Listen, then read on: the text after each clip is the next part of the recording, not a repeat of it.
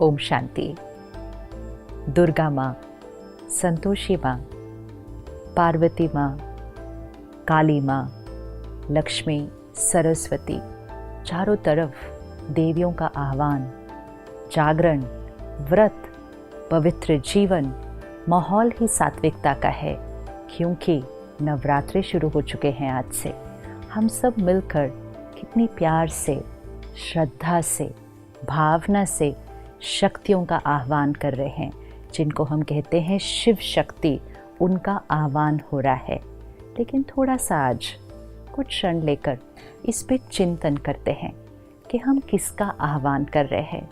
उन्हें हम शक्ति भी कहते हैं, उन्हें हम माँ भी कहते हैं, उनको हम अस्त्र शस्त्रों के साथ दिखाते हैं और उनके ही चरणों में हम असुर भी दिखाते हैं।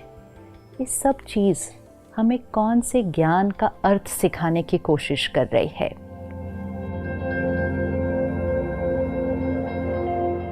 देवी का चित्र और चरणों में असुर। तो क्या वो देवियां हिंसा करती थी? क्या उन्होंने असुरों की हिंसा की थी, या इसके पीछे कुछ भाव है? और जो शक्ति का आह्वान कर रहे हैं, कौन सी और कहाँ से उन शक्तियों को बुला रहे हैं? थोड़ा सा सोचते हैं। डिविनिटी, प्योरिटी, ये आत्मा का ओरिजिनल गुण है जो आज हम भूल चुके हैं।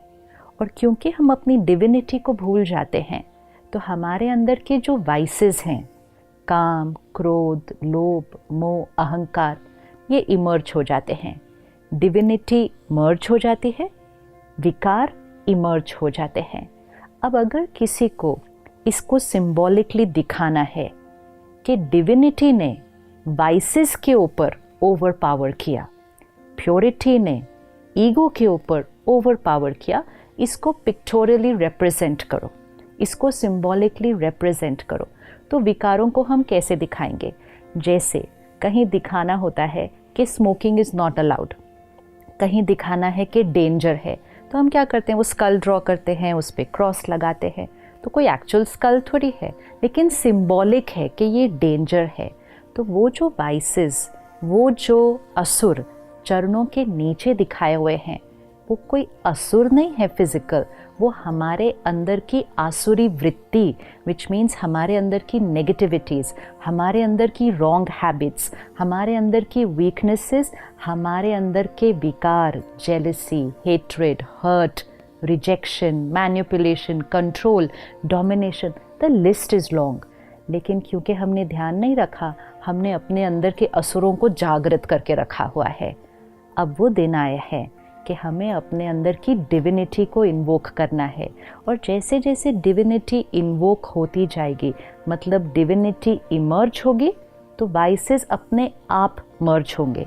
वाइसेस इमर्ज होते हैं तो डिविनिटी अपने आप मर्ज हो जाती है, क्योंकि at one point of time एक ही क्वालिटी का संस्कार जागृत हो सकता है।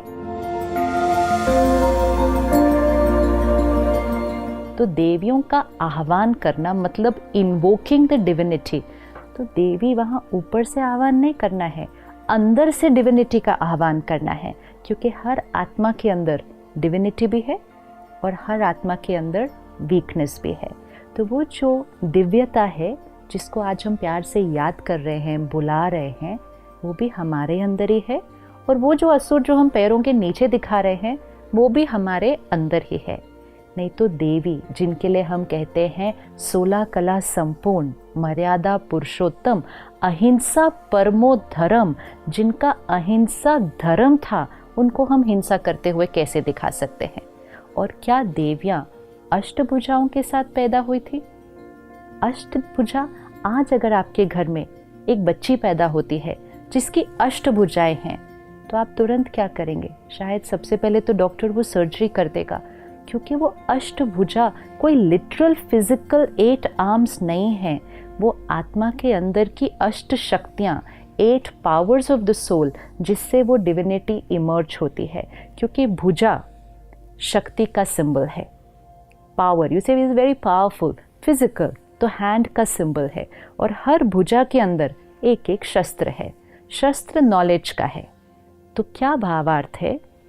ज्ञान के शस्त्र को लें, आत्मा अपने अंदर की शक्ति को यूज़ करे, और जब ज्ञान के शस्त्र से आत्मा शक्ति को जीवन में यूज़ करेगी तो डिविनिटी इमर्ज हो जाएगी, और जब डिविनिटी इमर्ज हो जाएगी विकार मर्ज हो जाएंगे। तो अष्टभुजाधारी अर्थात अष्ट शक्तियों वाली डिवाइन आत्मा, तो आज अपने साथ पुरुषार्थ करते हैं कि मुझ आत्मा की वो जो अष्ट शक्तियाँ हैं, सहन करने की शक्ति, सामना करने की शक्ति, परखने की शक्ति, निर्णय लेने की शक्ति, सहयोग देने की शक्ति, बहुत सारी शक्तियाँ हैं।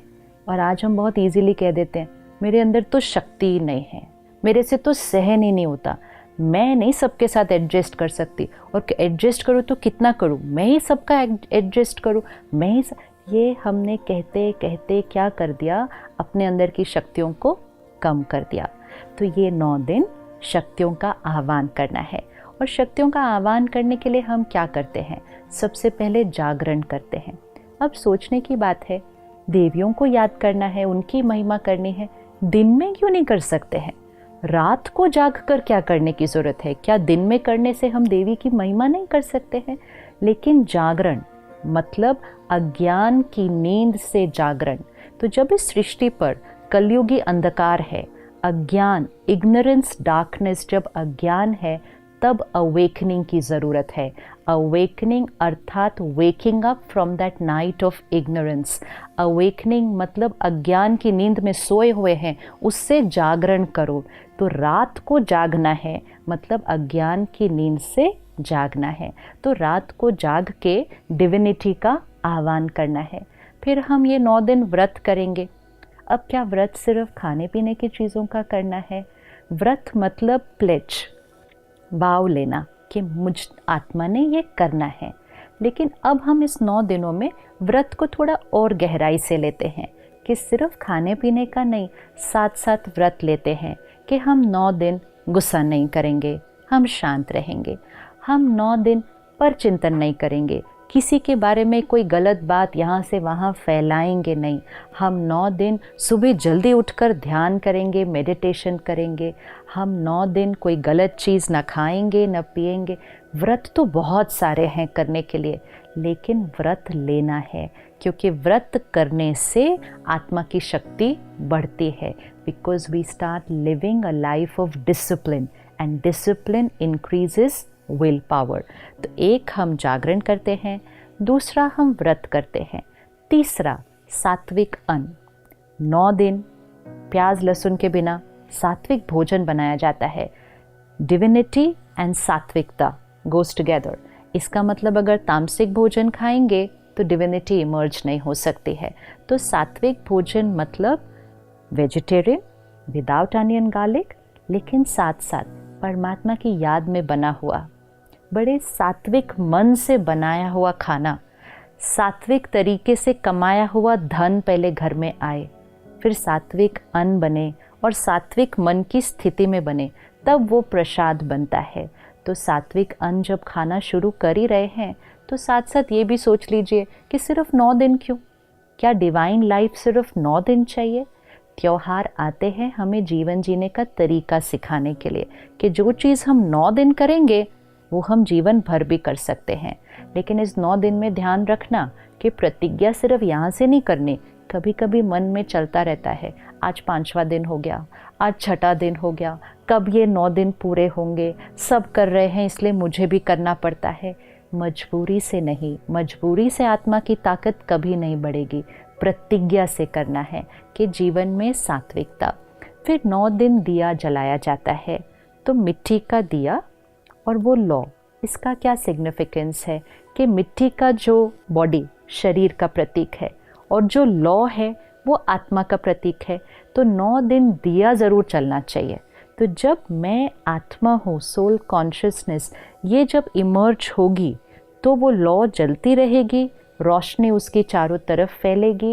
एंड मोस्ट इम्पोर्टेंट, हम अपने जीवन में चाहिए से दिया की तरफ शिफ्ट हो जाएंगे।